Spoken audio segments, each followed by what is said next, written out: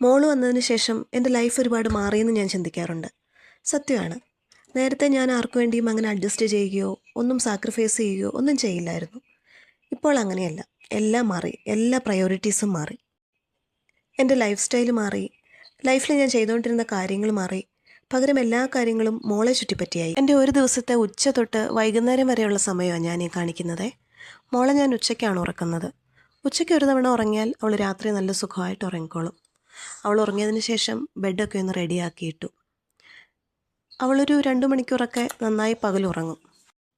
ആ സമയം കൊണ്ട് ഞാൻ എനിക്ക് ചെയ്തു തീർക്കാനുള്ള പണികളൊക്കെ ഓരോന്നായി ചെയ്യും. ചിലപ്പം ഞാനിതൊക്കെ പകുതിയാകുമ്പോഴത്തേക്ക് അവൾ ഉണരും. പിന്നെ ഒന്നും നടക്കില്ല. ചിലപ്പോൾ ഞാൻ എല്ലാ ജോലികളും തീർത്ത് എനിക്ക് കുറച്ച് സമയം റെസ്റ്റ് എടുക്കാനും കൂടെ സമയം കിട്ടും. അത് കഴിഞ്ഞേ അവൾ ഉണരുള്ളൂ. അവൾ ഉണരുന്നതിന് മുന്നേ ഇത്ര കാര്യങ്ങളെ ചെയ്യണം എന്ന് നേരത്തെ തന്നെ ഞാൻ മനസ്സിൽ കണക്ക് കൂട്ടി വയ്ക്കും. എന്നിട്ട് ടൈം അഡ്ജസ്റ്റ് ചെയ്ത് പെട്ടെന്ന് ജോലികൾ തീർക്കും.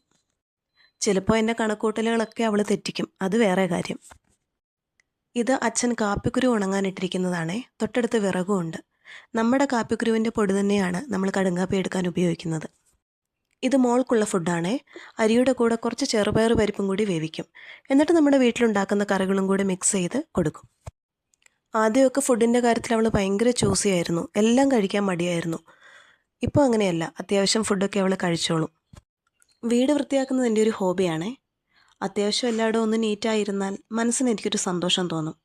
അതല്ല അലങ്കോലപ്പെട്ടാ കിടക്കുന്നെങ്കിൽ മനസ്സ് ഭയങ്കര അസ്വസ്ഥമായിരിക്കും. നേരത്തെ എന്തെങ്കിലുമൊക്കെ ചെയ്യണമെന്ന് തോന്നിയാൽ അപ്പം തന്നെ ചെയ്യും. ഇപ്പോൾ അങ്ങനെയല്ല. മോളുടെ പെർമിഷൻ വേണം എന്ത് ചെയ്യണമെങ്കിലും. പിന്നെ ഒരുപാട് സമയം അടുക്കളയിൽ ചിലവഴിക്കുന്നതും എനിക്കത്ര ഇഷ്ടമുള്ള കാര്യമല്ല. അതുകൊണ്ട് മാക്സിമം പെട്ടെന്നെല്ലാം ചെയ്ത് തീർത്ത് അടുക്കളയിൽ നിന്ന് ഇറങ്ങാറുണ്ട്. എൻ്റെ ഒരു ദിവസത്തിൻ്റെ 1/4 ഭാഗവും മോളുടെ കാര്യങ്ങളാണ് ഞാൻ ചെയ്യുന്നത്. വെറും 1/4 ഭാഗം മാത്രമേ ക്ലീനിങ്ങും കുക്കിങ്ങും ഒക്കെ വരുന്നുള്ളൂ. എപ്പോഴും ചിന്തിക്കുന്നത് മോൾ ഓക്കെയാണോ, അവൾ ഹാപ്പിയാണോ, അവൾക്ക് വേണ്ടി ഞാൻ ഇതൊക്കെ ചെയ്താൽ മതിയോ, ഞാനൊരു നല്ല അമ്മയാണോ, അങ്ങനെയൊക്കെയാണ്. എല്ലാ പുതിയ അമ്മമാരും അങ്ങനെയൊക്കെ തന്നെ ആയിരിക്കും അല്ലേ? പാത്രം കഴുകാൻ പണ്ട് തൊട്ടേ എനിക്കിഷ്ടമാണ്. എന്തോ ആ ഒരു ജോലി ചെയ്യുമ്പോൾ ഒട്ടും മടുപ്പ് എനിക്ക് തോന്നാറില്ല. എന്നാൽ കഴുകിയ പാത്രങ്ങൾ അതാത് സ്ഥാനത്ത് അടുക്കി വയ്ക്കാൻ എനിക്ക് അത്ര ഇഷ്ടമില്ല. ഇഷ്ടമില്ലെങ്കിലും ചെയ്യാറുണ്ട്. പക്ഷെ പാത്രം കഴുകുന്നത് പോലെ എൻജോയ് ചെയ്ത് ചെയ്യാറില്ല. മിക്കപ്പോഴും ഞാൻ പാത്രം കഴുകുന്ന സൗണ്ട് കേട്ട് മോൾ ഉണരാറുണ്ട്. ഇന്നും അങ്ങനെ തന്നെ സംഭവിച്ചു. ഞാൻ പാത്രം കഴുകിക്കൊണ്ടിരുന്നതിനിടയിൽ അവൾ ഉണർന്നു. എന്നാലും കംപ്ലീറ്റ് ചെയ്യാൻ പറ്റി. ഉണർന്നാലും അങ്ങനെ വാശിയും വഴക്കുമൊന്നുമില്ല.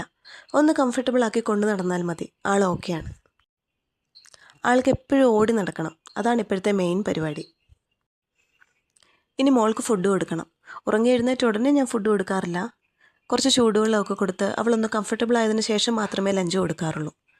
വലിയ കുഴപ്പമില്ലാതെ കഴിക്കും. പക്ഷെ കുറേ സമയമെടുക്കും. എനിക്കിതിപ്പോൾ ശീലമാണ്. നേരത്തെ മണിക്കൂറുകൾ മോളെ കഴിപ്പിക്കാൻ വേണ്ടി സ്പെൻഡ് ചെയ്യണമായിരുന്നു. ഇപ്പം അത് വെറും മിനിറ്റുകൾ മാത്രമായിട്ടുണ്ട്. മുറ്റത്തൂടെ കൊണ്ടു നടന്നും ഞാൻ ഫുഡ് കൊടുക്കാറുണ്ട്. ചില ദിവസം ഇങ്ങനെ, ചില ദിവസം അങ്ങനെ. ഇപ്പം മുറ്റത്തിറക്കുന്ന കാര്യം ടാസ്ക്കാണ്. കാരണം പിടി വിട്ടാൽ അപ്പം ഓടും.